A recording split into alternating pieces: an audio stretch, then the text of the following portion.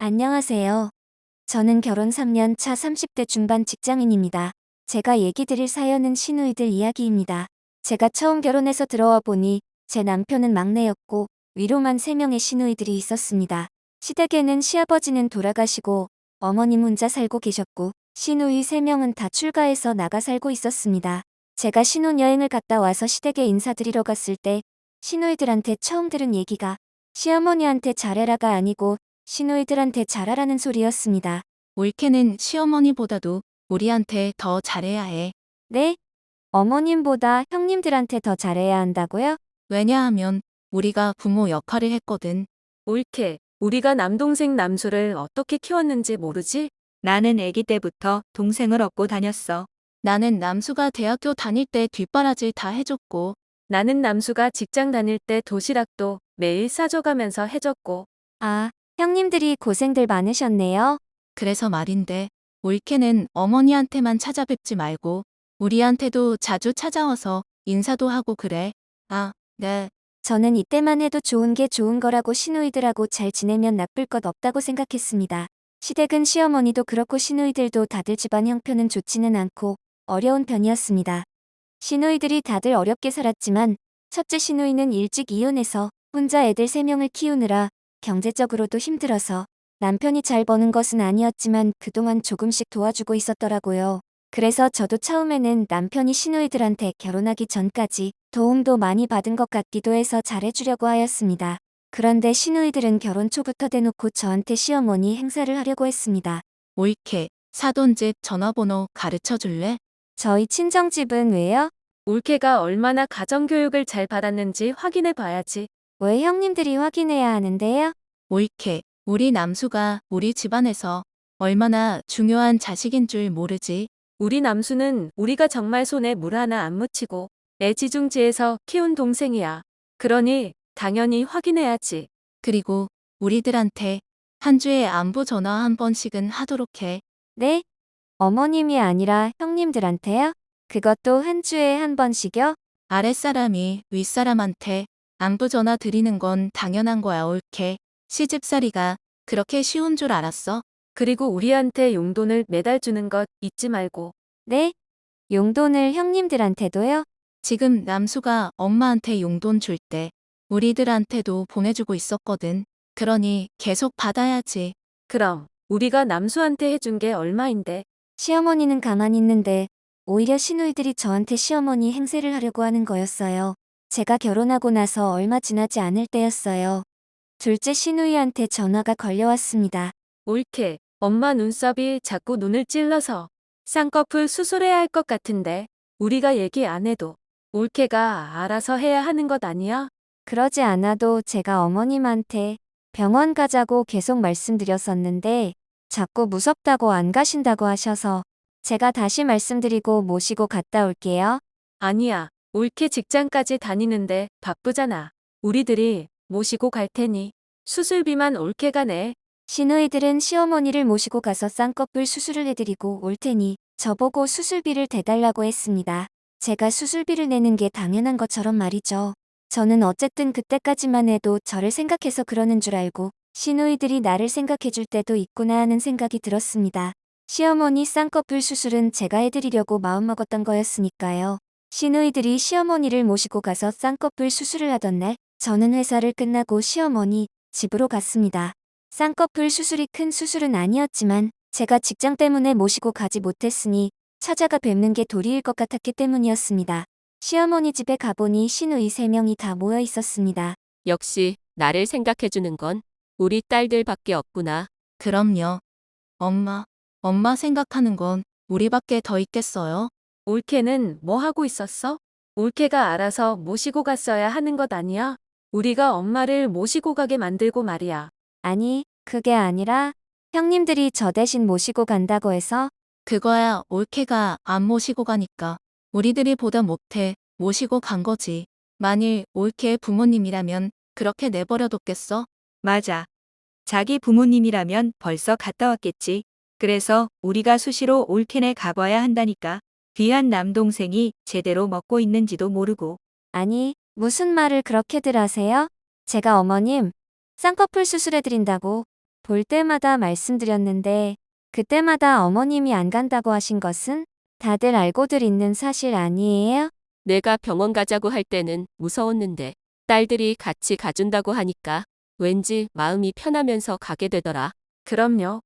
엄마, 올케랑 가는 것보다는 우리랑 가면 편한 건 당연한 거예요.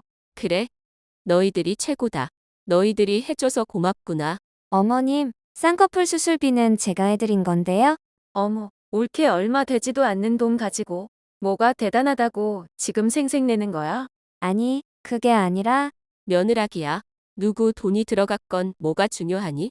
어쨌든 우리 딸들이 하나 있는 남동생 뒷바라지 하느라 고생 많이 했다. 그러니 너도 시누이들한테 잘하거라. 저는 시어머니한테까지 시누이들한테 잘하라는 소리를 듣고 있으니 어이가 없었습니다. 남편이 시누이들이 불쌍하다며 평소에도 워낙 돈을 퍼주고 다니는 바람에 돈이 하나도 없어서 이번 쌍꺼풀 수술뿐 아니라 평상시에도 시댁에 기본적으로 돈 들어가는 것은 제 돈으로 해드리는 경우가 많았거든요. 시누이들은 언제나 그렇게 겉으로는 저를 생각해주고 도와주는 척하면서 실제는 자신들이 다 한 것처럼 생색이란 생색은 다 내고 다니는 시누이들이었습니다. 하지만 그런 여우 같은 시누이들도 문제지만 시누이가 하는 장단에 맞춰주는 시어머니가 더 서운할 때가 많았습니다.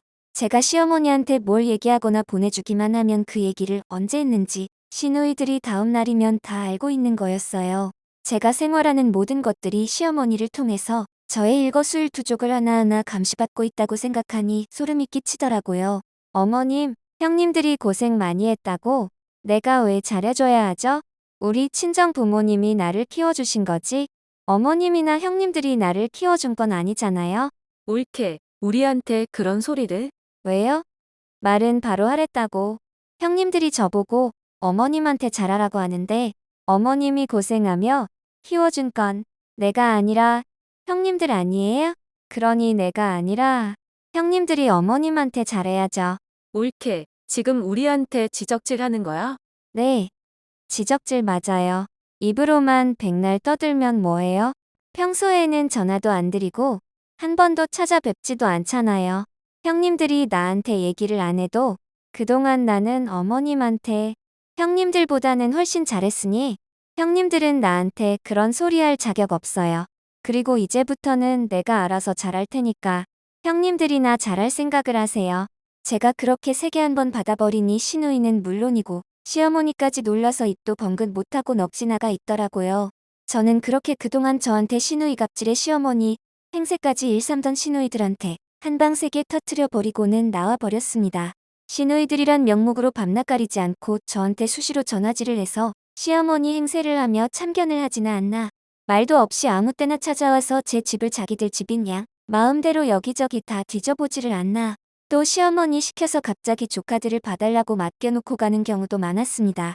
저는 그런 모렴치한 시누이들하고 더 이상 엮이면 스트레스를 넘어서 화병이 생길 것 같았습니다. 그래서 저는 얼마 뒤에 시누이들의 전화번호를 모두 다 차단시켜버렸습니다. 앞으로 저한테 전화해서 다시는 시누진 못하게 말이죠. 그렇게 하니까 제가 평상시에 시누이들 간섭질 때문에 하루하루를 긴장과 불안함 속에 살았는데 시누이들과의 연을 끊어버리니 모든 것이 편해지고 마음이 안정되더라고요. 그렇게 제가 시누이들과의 연을 끊고 지내고 있던 어느 날이었습니다. 회사를 갔다 와서 저녁을 준비하고 있는데 시어머니한테 전화가 걸려왔습니다. 며느라가야, 큰딸이 오늘 무릎을 다쳐서 수술을 해야 한다고 하는데 좀 도와주면 안 되겠니? 수술을 하려면 돈이 있어야 하는데 너도 알다시피 나는 돈이 없고 밑에 동생들이라고 하는 딸년들은 큰언니가 아픈데도 자기들은 먹고 살기도 빠듯해서 돈 없다고 도와줄 생각은 하나도 없으니 내가 좀 도와주라. 나를 생각해서. 저는 시어머니와 전화를 끊고 나서 시어머니가 했던 말 중에서 시어머니를 봐서 시누이를 도와달라는 말이 귓가에 남아 맴돌았습니다. 자식 가진 부모라면 시어머니처럼 저한테 부탁했던 것처럼 누구나 다 그랬을 것이라는 생각이 들었습니다. 첫째 시누이는 원래부터 무릎이 좋지 않았습니다. 결혼해서 아이들을 셋이나 낳고 산후조리도 못한 상태에서 계속 일하다가 무릎이 안 좋아졌는데 남편의 폭력으로 인해 돈 한 푼 없이 이혼해서 혼자 아이들 셋을 키우면서 무리하게 일하느라 무릎이 더 안 좋아진 상태였거든요. 그리고 아이들을 혼자 키우면서 생활비와 학비를 대느라 경제적인 여력이 하나도 없었습니다. 시어머니가 남편한테 첫째 시누이 무릎 수술을 얘기를 했는데 남편이 그동안 시누이들한테 경제적으로 지원도 많이 해준 것도 있고 현재 돈도 많이 벌고 있는 상황이 아니었기 때문에 남편이 다 부담하기에는 부족했었던 것 같아서 시어머니가 저한테 얘기를 한 것이었습니다. 그런데 시누이들은 그렇게 셋이서 똘똘 뭉쳐 다니더니 막상 큰언니가 무릎을 다쳐서 수술을 해야 한다는데도 서로 나 몰라라 하는 걸 보고 형제간도 다 필요 없구나 하는 생각이 드니 참 씁쓸하더라고요. 제가 시집와서 시누이들이 그동안 저한테 하던 짓을 생각하면 도와줄 생각이 1도 없었지만 여자 입장에서 첫째 시누이가 살아온 인생이 안쓰럽기도 하고 무릎이 아픈데도 수술도 못하고 있다는 것이 그냥 두고 볼 수는 없더라고요. 하지만 저도 수중에 가지고 있는 돈은 없었습니다. 그래서 저는 생각 끝에 제가 붓고 있던 적금을 깨서 시누이 무릎 수술하는데 쓰라고 600만 원을 주었습니다. 아주 큰 돈은 아니었지만 급하게 돈을 채울 수 있었는지 시어머니가 여러 번이나 고맙다고 하더라고요. 또 시어머니가 시켰는지는 모르지만 첫째 시누이가 전화 와서는 전에 시누짓 하던 권위스런 말투는 사라지고 나긋한 목소리로 전화해서는 고맙다고 하면서 지금까지 시누짓 해서 미안하다고 용서해달라고 하더라고요. 그리고 그날 이후로 달라진 건 명절 때나 시댁에서 둘째 시누이와 셋째 시누이가 저에게 시누이 짓을 할 때면 이제는 신기하게도 시어머니하고 첫째 시누이가 내 편을 들어줄 때가 있더라고요. 사람이 살다 보면 이럴 때가 올 수 있구나 하는 생각이 새삼 들었습니다. 물론 가재는 개편이라고 다시 또 원래대로 돌아갈 수는 있겠지만 그런 것에 연연해하지 않고 그냥 제가 지금껏 해오던 대로 제 할 일만 하면서 내가 지켜야 할 도리만 하면서 살아가려고 합니다. 이제 조금 있으면 저도 한 아이의 엄마가 됩니다. 아이의 엄마로 그리고 남편의 아내로 시댁의 며느리로 또 친정 부모님도 찾아뵈면서 제가 주어진 위치에서 잘하려고 다짐해봅니다. 모쪼록 살면서 힘들고 지칠 때가 많으실 텐데 내일의 희망을 생각하면서 모든 분들 힘내시기 바랍니다. 제 사연 들어주셔서 감사드립니다.